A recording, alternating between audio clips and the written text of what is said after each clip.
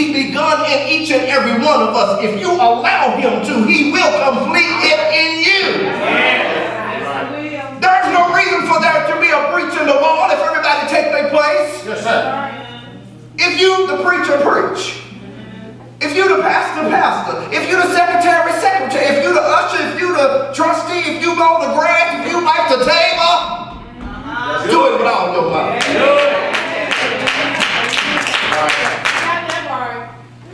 There's so much fighting over your title and what they called you. But when I get to heaven, they're not going to call me what my mama put on my birth certificate. But he's going to call me by my real name. And it's going to depend on if I've been washed in the blood of the Lamb. I'm going to have a name that nobody can name. It won't belong to nobody else. It'll be my name.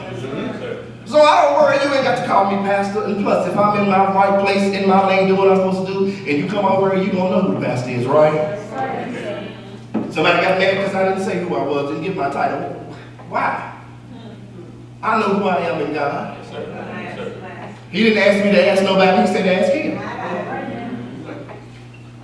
We're so busy distracted, we can't even fight the good fight. And then this morning it came across where he said that if any man's follow me, tell him to pick up his cross. Yes, sir.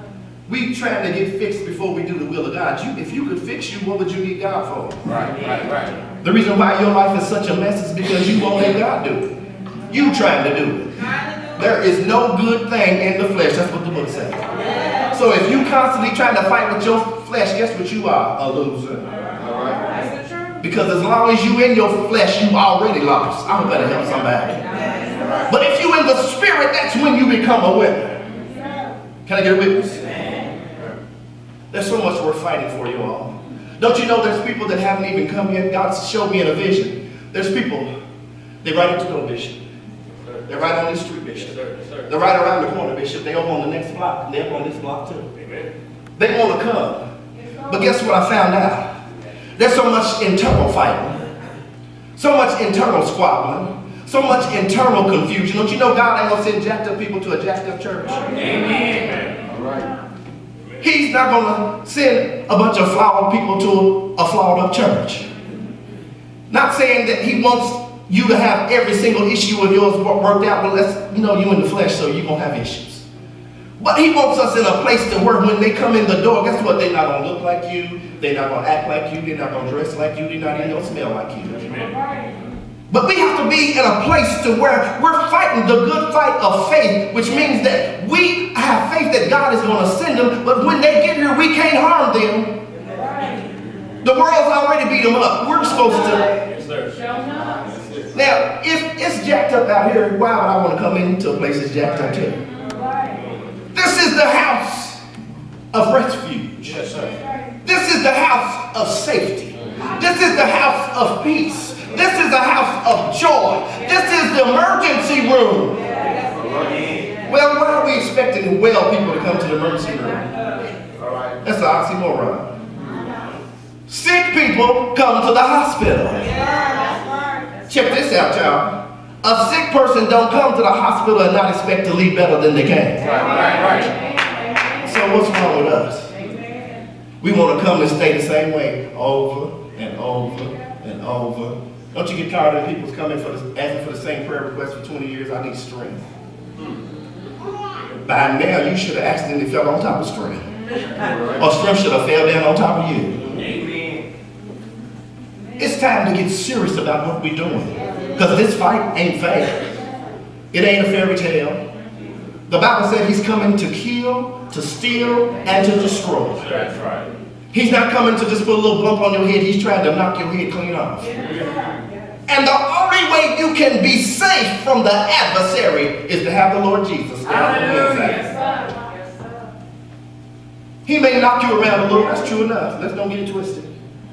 You're not going to get through here, what the old saints used to say, Mother Ross, you ain't going to get through here scot-free. That's the old saying, scot-free. Yeah, that's it. You're going to take some bumps and some bruises, but wouldn't you rather take it for the cause of Christ? Now, wouldn't it be foolish to take all these bumps and screws and black eyes and knots in the head and what you say, Michelle, when you was young, hematomas, and still go to hell? Something's wrong with that.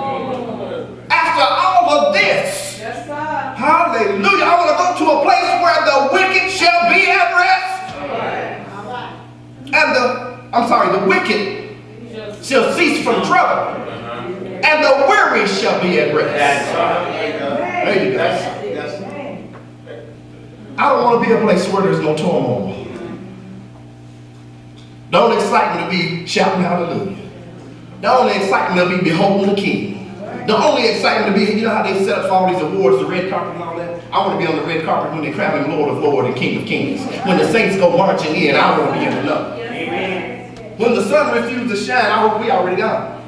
When the mountains move out of their place, I hope we're already gone. Because we should have already fought the war, and the war should have already been won.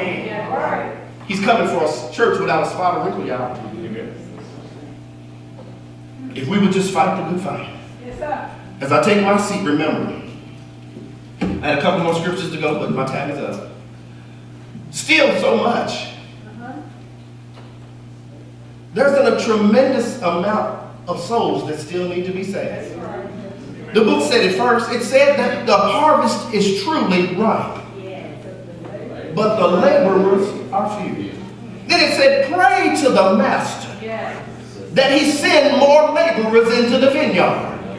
You don't want to do this by yourself, do you? We need help. I'm asking God to send help in the sanctuary. See, that ought to cover everybody, whatever your issue is. Because if I start naming stuff, I might not name yours. So I just say, God, send help. Help us to walk right. Help us to talk right. Help us to live right. Help us to do what you commissioned us to do from the foundation of the earth. He didn't just start commissioning people. He didn't just start. He's been doing it. He said, in your mother's womb, I knew you. Before your hands came to your wrist, and your wrist to your arm, and your arm to your shoulder, to your chest. I knew you. And I knew the number of hairs that would be on your head. And since he knew all of that, he knew all about you and what you should be in life. Please don't forget, no matter what else there is to fight about, remember what the real fight is. The real fight is to make it to heaven. My grandmother said the most precious thing you'll ever have is your own soul. And if you try to save your life, you're going to lose it.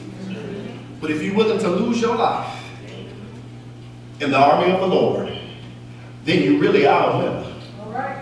They that wait upon the Lord shall renew their strength. They'll be able to mount up as if on wings of eagles. Don't you know that your problem, if you keep on pressing forward, the further you get away from your problem, the smaller it gets? You know, for us, those that can't quit looking in the rearview mirror, you know how some of us are. We can't let the past go.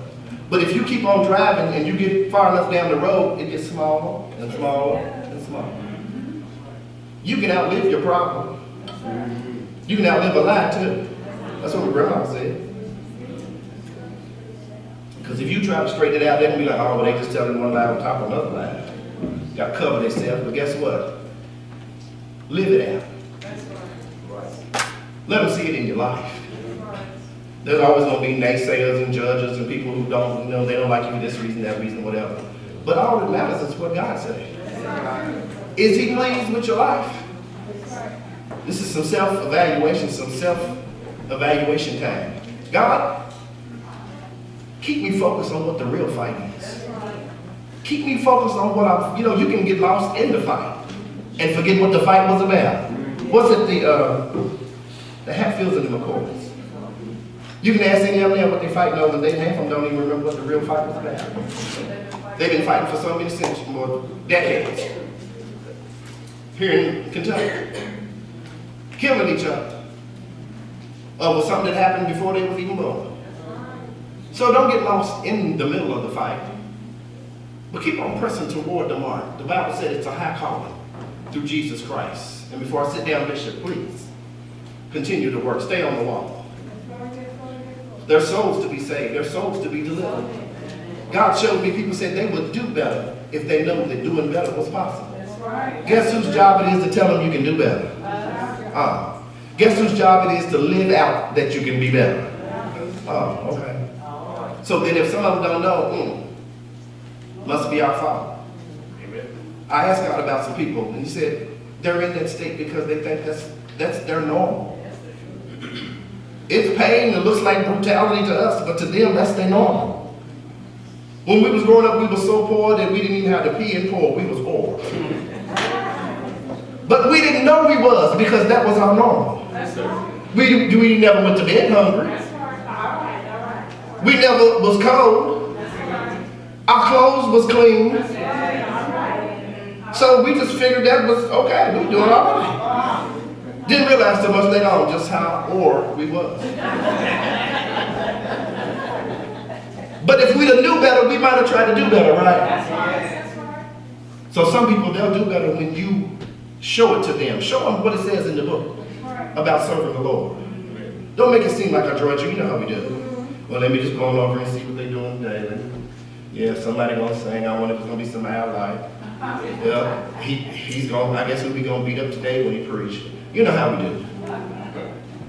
And it shows on your face when you get in the door. It shows in your body language. It shows in your facial expression. Even come up to the thing to come up to the table, put the money in for the attitude. But it don't matter what I think about it. What does God think about it? I didn't come to beat nobody up. Let me sit down. Once again, I do give honor to the Lord for allowing me this time in this space. Hopefully something's been said that will encourage you to fight the good fight.